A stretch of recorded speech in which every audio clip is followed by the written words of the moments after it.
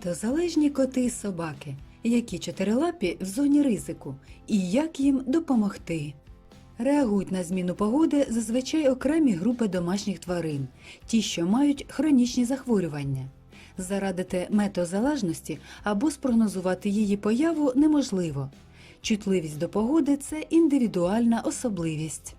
Наукових досліджень на тему метеочутливості у котів та собак небагато, але коливання атмосферного тиску та зміна загального фронту погоди дійсно можуть впливати на стан деяких чотирилапих.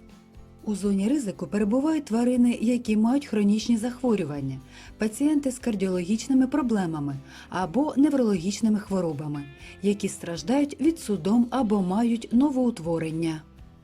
Також чутливими до погоди можуть бути тваринки, які мають обсесивно-компульсивний розлад. Зокрема, це стосується собак. Певні породи схильні до прояву подібного розладу.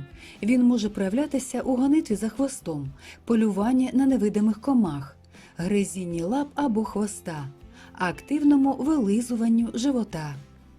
Якщо виключений вплив зовнішніх факторів, наприклад, діагноз блошиний алергічний дерматит, а також ендокринні патології, тоді така поведінка тварини може свідчити про наявність обсесивно-компульсивного розладу.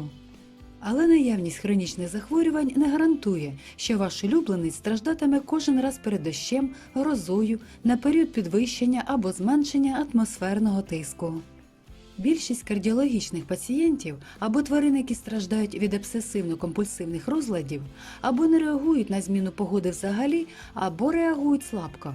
Зазвичай в таких ситуаціях допомога ветеринара не потрібна. У тварин, які мають неврологічні проблеми, навпаки, може спостерігатися виражена реакція, яка проявляється у судомах. За словами спеціалістів, метеозалежність тварин не потребує вживання спеціальних ліків. Зазвичай ліки, які приймає пацієнт з неврологічними захворюваннями, спрямовані на те, щоб мінімізувати вплив зовнішніх факторів, тобто зміни погоди. В цей період тваринка може почуватися гірше звичного. Але в будь-якому випадку сам факт метеочутливості улюбленця не є показанням до вживання додаткових ліків. А тим паче метеочутливих улюбленців не можна лікувати самостійно, тобто намагатися покращити їхній стан за допомогою вітамінів або людських препаратів. Використання препаратів, які містять вітаміни, без призначення лікаря не матимуть жодного ефекту, окрім ефекту плацебо для самих лише власників. Щоб полегшити стан тваринки, яка почувається зле через зміну погоди, можна спробувати її відволікати улюбленою іграшкою або спільними активностями. Якщо ви розумієте, що на період зміни погоди, коли тваринка почувається гірше звичного, її можна зайняти грою або активно гладити, ви дійсно можете це зробити. Такий контакт із улюбленцем допоможе і власникам, які самі страждають від метеозалежності. Але не кожен улюбленець буде гратися, коли йому зле. Якщо в цей період тваринка хоче побути на самоті, залиште її.